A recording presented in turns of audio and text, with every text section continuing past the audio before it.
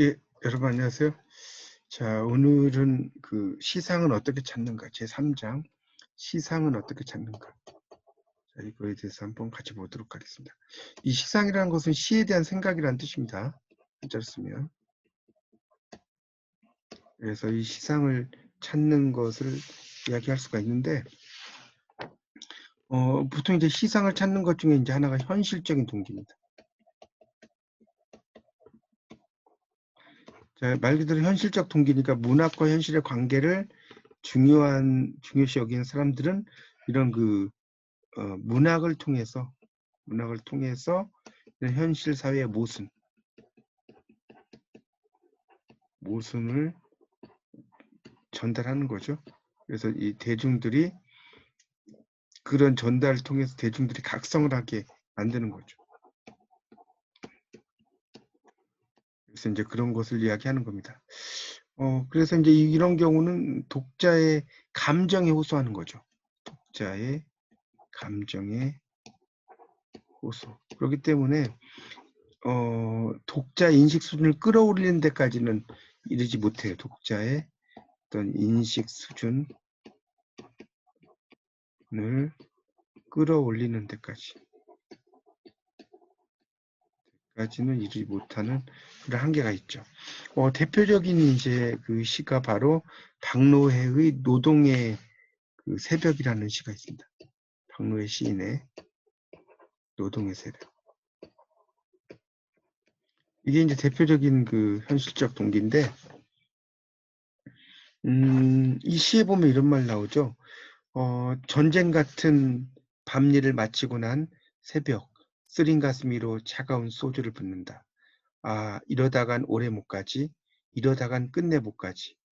33그릇 짬밥으로 기름투성이 체력전을 전력을 다 짜내어 바둥치는 이 전쟁 같은 노동일을 오래 못 가도 끝내 못 가도 어쩔 수 없지.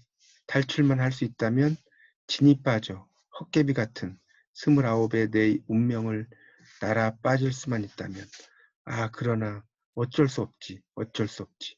죽음이 아니라면 어쩔 수 없지. 이 질긴 목숨을, 가난의 멍해를, 이 운명을 어쩔 수 없지. 결국 이 내용에서 보면 어떻습니까? 이런 그 체념과 절망에 빠진 노동자의 슬픔을 이야기한다라고 볼 수가 있겠죠. 이 시는. 그래서 이 시는 이제 노동자로서 노동 현장에 생생한 현실도 담았고요. 또 사회의 현실에 대한 어떤 인식 수준도 뛰어납니다. 그래서 상당히 이제 높은 평가를 받았습니다. 자, 이 시의 이제 후반부를 한번 보도록 하면요. 이렇게 되죠. 늘어쳐진 육신에 또다시 다가올 내일의 노동을 위하여 새벽 쓰린 가슴 위로 차가운 소주를 붓는다. 소주보다 독한 깡다구를 오기를 분노와 슬픔을 붓는다. 어쩔 수 없는 이 절망의 벽을 기어코 깨뜨려 솟구칠 거칠은 땀방울, 피눈물 속에 새근새근 숨쉬며 자라는 우리들의 사랑, 우리들의 분노, 우리들의 희망과 단결을 위해 새벽 쓰린 가슴 위로 차가운 소주잔을 돌리며 붓는다. 노동자의 햇새벽이 솟아오를 때까지.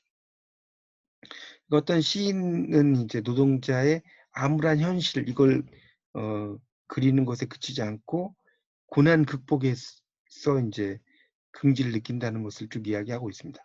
그러니까 그리고 이제 마지막이 햇새벽, 이 새벽이라든가 이런 경우는 이제 희망이죠. 새벽이라는 자체가 이런 것을 이야기할 수 있죠. 그러니까 사회에서 소외된 그런 계급인 노동자가 인간다운 생활을 할 수 있는 세대죠. 결국 노동자가 인간다운 생활을 누릴 수 있는 이런 그 세대를 가리킵니다. 그래서 이제 어떤 노동자의 단결 이런 것을 제시한다고 볼 수 있습니다. 이 시는. 그래서 이제 이런 그 햇새벽이라는 것은 이제 신선한 새벽을 가리켜요. 그리고 여기 이제 소주잔이 나오죠. 이 소주잔은 내일의 노동을 가능하게 하는 힘 이런 의미고 술자리는 이제 노동자들이 서로의 생각을 이야기하고 힘을 합치는 단결의 자리가 되겠죠. 자, 그 다음에 이제 두 번째는 이제 관념적 동기라고 할 수가 있어요. 지상을 찾는 것 중에 하나가. 자, 이 관념적 동기는 이제 크게 존재론적인 의미 부여, 존재론적 의미 부여라고 하는 것이 하나가 있고요. 두 번째는 정서 표출이 있습니다. 정서 표출. 그래서 이 존재론적인 의미 부여는 어떤 관념적 동기라는 그 내용으로 볼 수가 있는데, 인간의 눈에 보이지 않는 자신의 내면, 이런 것들을 이제 눈에 보이는 어떤 형태로 표현을 했다라고 볼 수가 있습니다. 그런 것들을 이제 우리가 관념적인 동기다라고 이야기를 할 수가 있어요. 예, 그렇게 이제 이해를 하시면 될 것 같습니다. 예를 들면 뭐 마지막 속주머니, 정진규의 시에 보면 여기 나오는데, 이 마지막 속주머니 같은 경우는 이제 이런 거죠. 보여주고 싶지 않은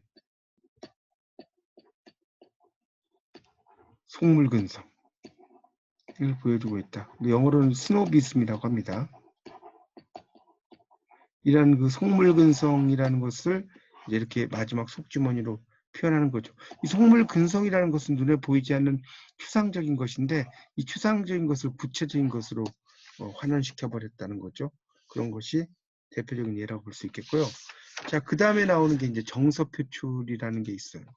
정서 표출. 이것은 그 시인의 이제 감수성에 체험하는 의미 있는 감정의 상태, 이런 것들 이야기한다고 볼 수 있죠.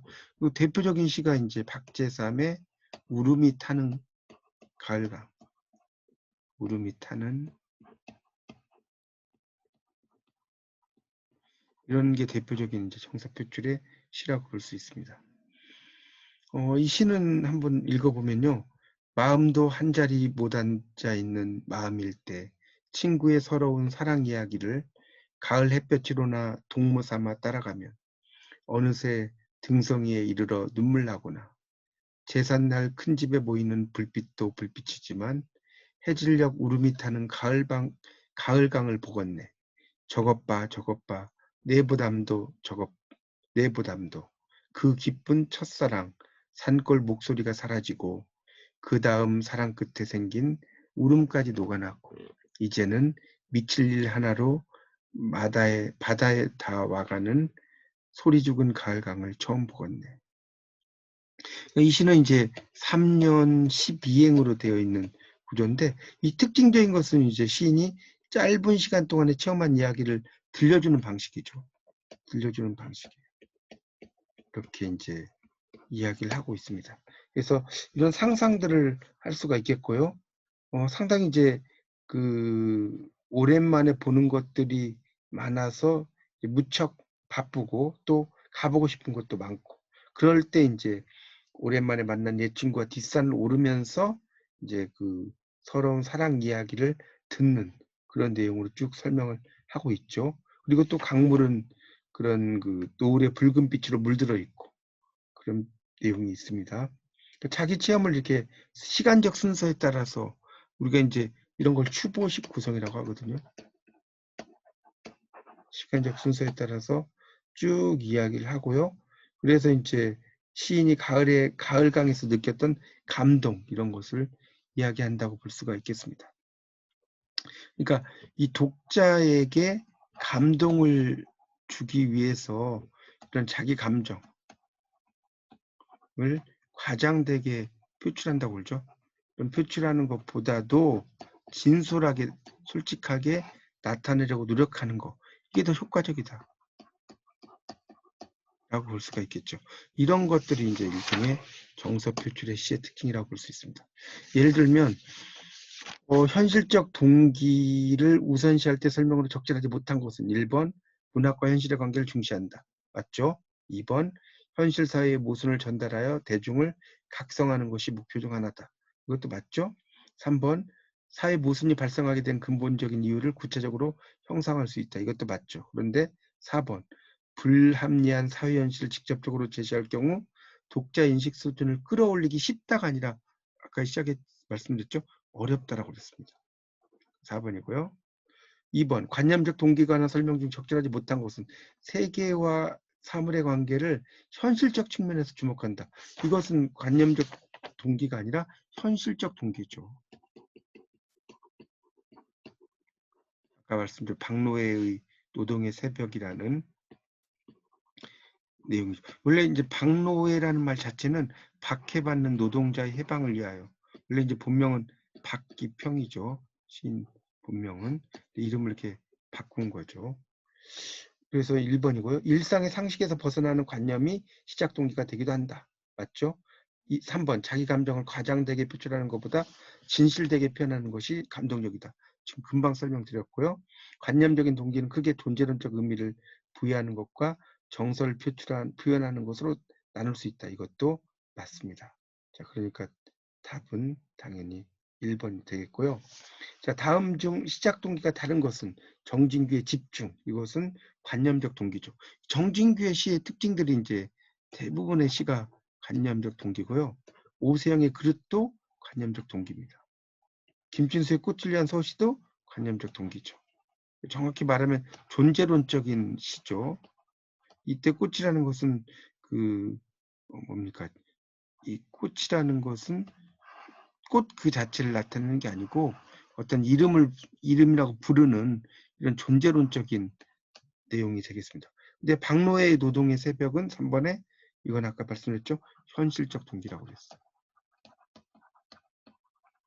자, 그러니까 답은 3번이 답이 되겠죠.